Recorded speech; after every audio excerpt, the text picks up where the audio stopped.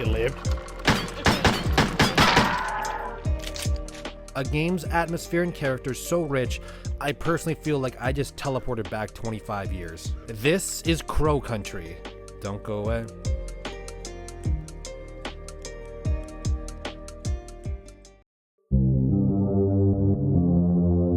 I love survival horror. Whether it be spin-offs or modern survival horror or some of the early survival horror out there, I never get tired of it. And Crow Country is a game I had my eye on for quite a while, for two reasons. It's aesthetic, and it's a survival horror. And to start this intro, I'm going to start with one line. It's one of those games where I think to myself, what the hell took me so long to play this game?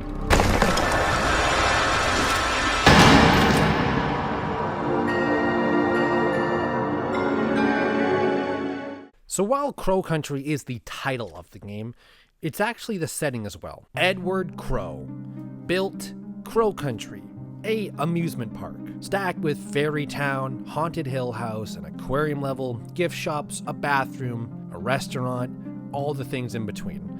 On top of the fact, he's also mining some secret stuff below. And straight up, Crow Country as a setting might be one of the best settings I've ever seen in survival horror. It is that memorable.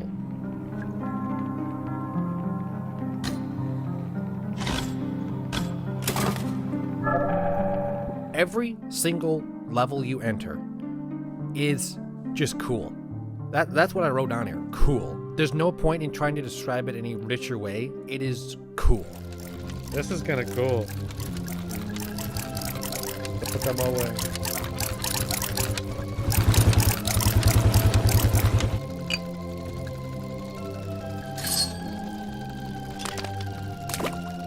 Okay.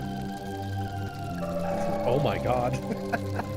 Now, playing the game physically with your controller in hand plays exactly as how you would expect a survival horror would play. Limited ammo and health, fight or flight decisions against enemies, tons and tons of puzzles to figure out, locked doors that require specific keys, on a scale of bronze, silver to gold is the last one you'll find. A gameplay formula that is simple to put down on paper, honestly really hard to master through game development. To start, the aiming system. Something I've never played before. It borrows the mechanic from RE4 and 5 where you cannot move while you aim. But because you're in a... God, what would you call this camera angle? It's not fixed camera, it's like dolly cam. It's not over the shoulder, it's almost top-down angle. Because of this specific camera angle you see here, right? In older RE titles, the aiming is just pretty simple and it almost auto-aims for you, if you're aiming in the right direction. But here, you free aim with your right toggle and you pick laser sight style, an aim system that I've never played before. And now that I finished Crow Country, I can say I really hope they keep this style of aiming for Crow Country 2.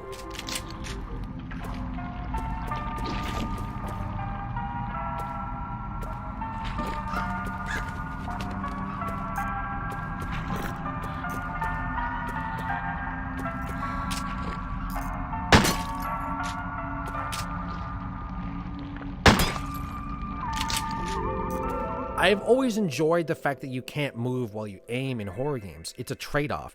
If you can move while you aim, what's the penalty to shooting? There is none. When you're locked in a position when you aim, you're trading off mobility for current firepower. And that firepower comes with handgun, shotgun, magnum, flamethrower. Pretty interesting items. Pretty par for the course, honestly. But you also get a grenade. I kind of really like the grenade.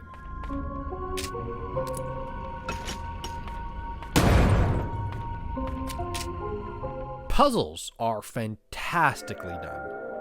Of course, this varies person to person based on everyone's playstyle and experience with puzzles, but I found the puzzles to be very good to the point where I didn't solve them right off spawn, right off the drop, but after about a minute of thinking, I thought, oh, that's it. It clicks, and you get it. And never, ever did I feel like I was wall stomped or soft locked in a way that I needed to Google a way how to get out of this. Like, I never felt like, man, I have no idea where to go next. Like, I think I might be stuck. That right there is a flaw that a lot of survival horror games can fall into. And the way the game unfolds levels for you is really fantastic. And the story is actually so well done, I won't talk about it for the reason I don't want to spoil. If you're going to play Crow Country, it's honestly a really good story. I will talk about Mara, though, the main character, real quickly. Mara in this game does talk quite a bit, but she's not voice acted, and you really don't know much about her, and you still feel like she is a really rootable character.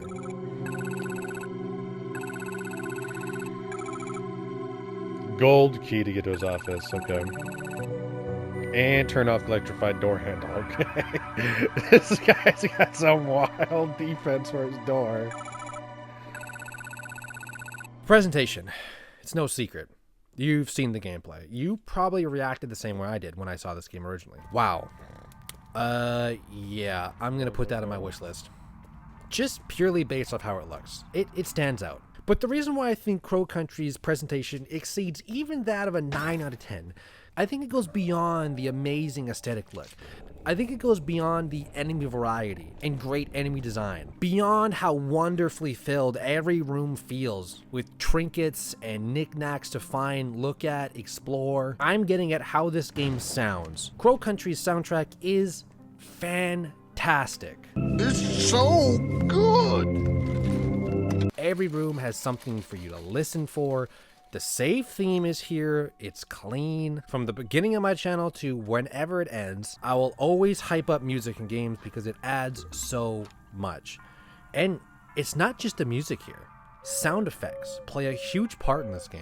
It seemed to me like almost every room you entered had some sort of sound effect going off. Climb through. Whoa, this is cool. Whether it be an arcade machine or the gurgles of an enemy around a corner, these bits and pieces of sound effects just popping in your ear from time to time really adds so much character to this game.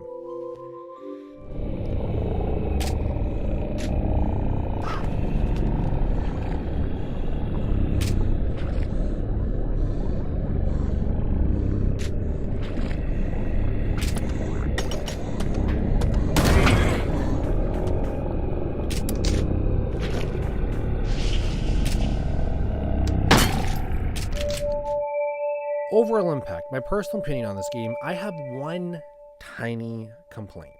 As much as this game tries to innovate combat, I still feel like combat was its weakest thing. And after I explain all the mechanics, you're gonna be like, what the hell are you talking about? You have the aiming mechanic, that's fantastic.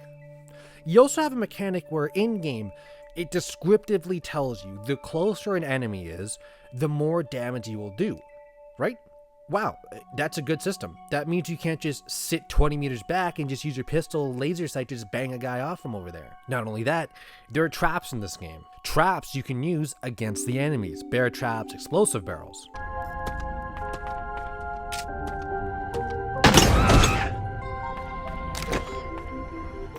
But I just felt that no matter the enemy type, every encounter was the exact same. Every enemy just spots you and then starts slowly walking towards you, resulting in no matter if it's the brute or the long-legged spindler guy or the basic enemy, it's all playing out the same. Even mini bosses throughout this game are unmemorable in my opinion. I'm not sure how you would spice up the deletion of enemies, but I don't know, maybe have different ways enemies could attack you.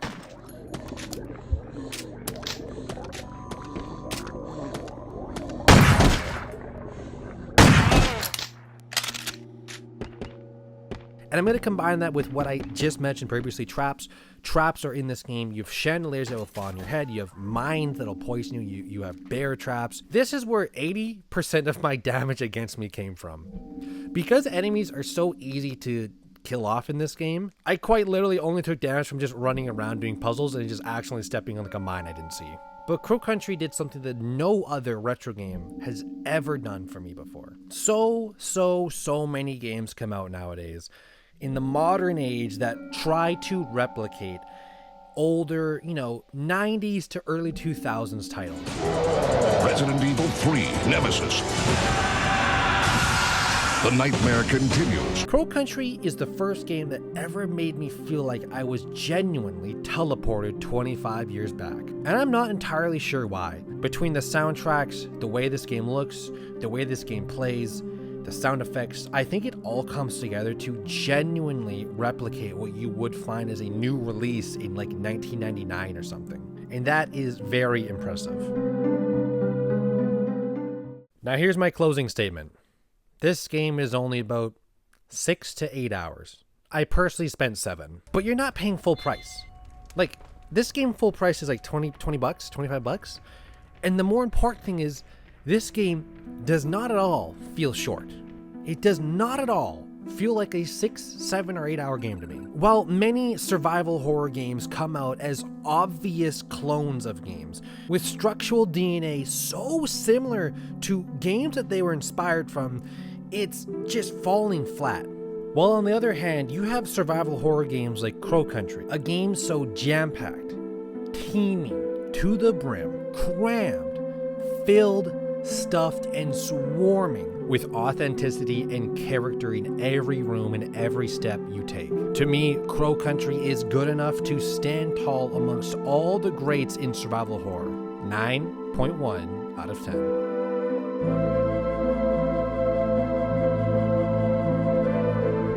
So that's it. This really is the month of horror. Daymare 1994, Dark Pictures of Anthology, The Devil in Me, Crow Country. My next review is going to be Silent Hill F, followed by Torment Souls 2, followed by Chronos The New Dawn. This is truly a month of horror for me. So the lineup is stacked. For now, I'm your host, Beneath the Mask. I hope you enjoy this review. Peace out.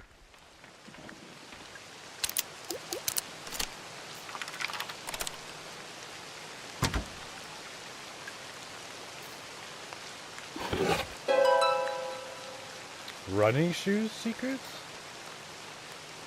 Faster than running? Oh my god, I'm a fucking animal.